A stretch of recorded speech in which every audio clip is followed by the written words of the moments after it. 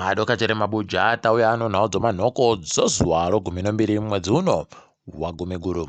Kwaburika imwe vhidhiyo nozuro wanhu woZANU-PF tagokunyepai kuti wakagwenda kumotika dzaifamba naChamisa wakaita zvokukuba wanhu ikweyo, kwai kwakatokuwara wanosvika 5 nyasi pokare kwagoburika imwe vhidhiyo pabodzipo nozvanga zviri kureketiwa noMDC Alliance kuti wanhu wanga wachitekerana naChamisa pokare nyasi waita kutehwa dzimwe motika dzinosvika kana 4 wachiita zvokuti watoita kudzitandanisa chaiko.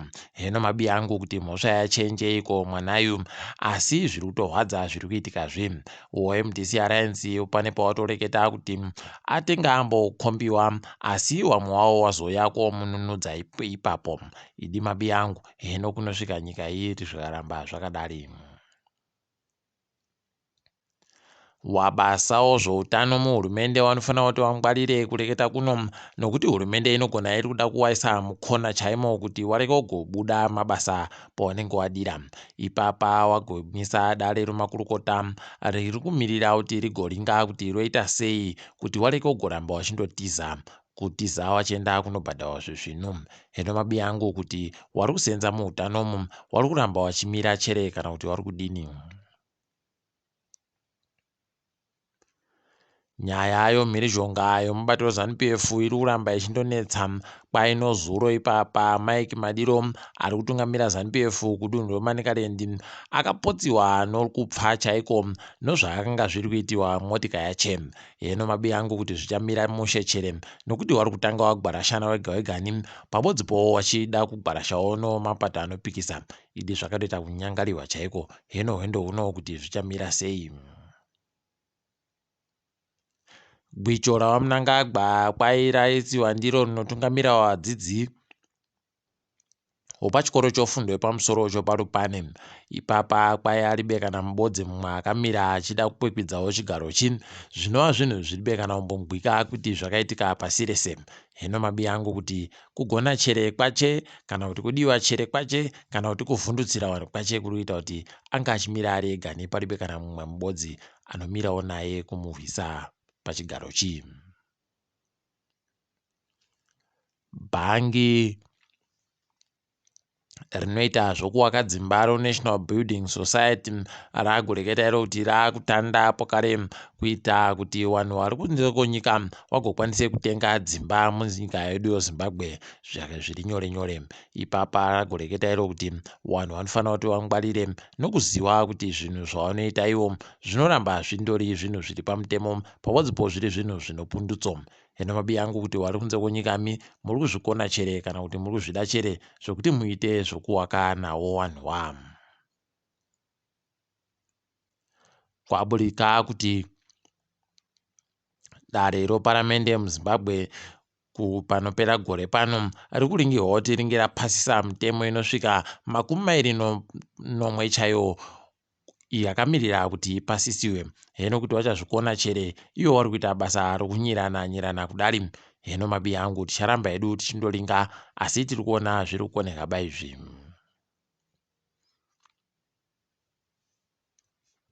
Kune vanoemba musambo Urban Groove womuZimbabwe wari kuringirwa kuti vanenge vari kuSouth Africa kuMidrand pakupera kwesondopa.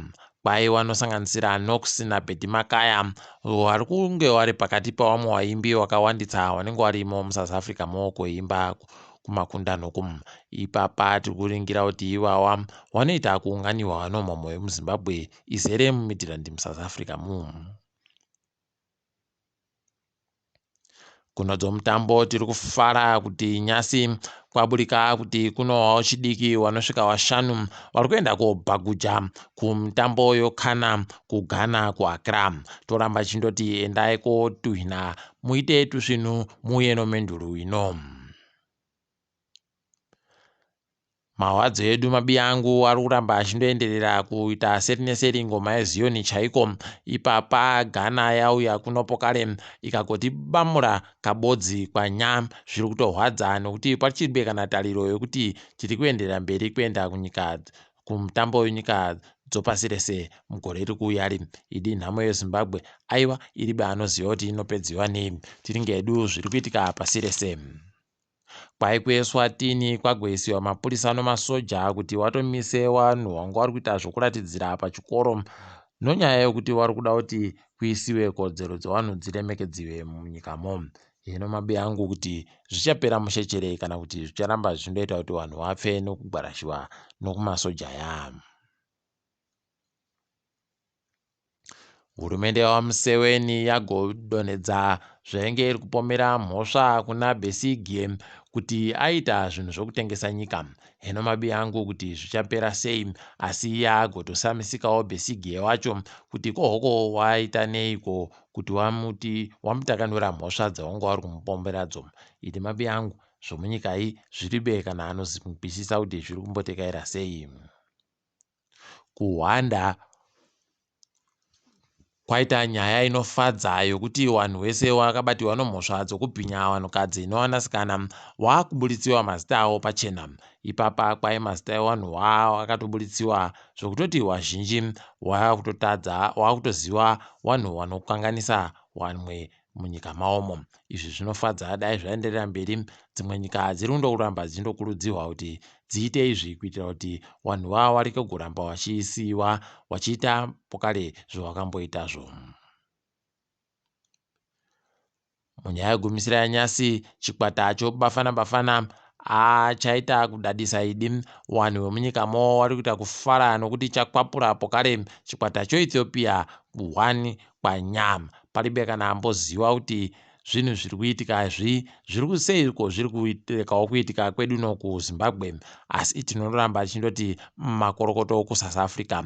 Tiri ipapo zvedu togumira pano kwanyasi. Ndini wenyu MhanduWe WeNhau.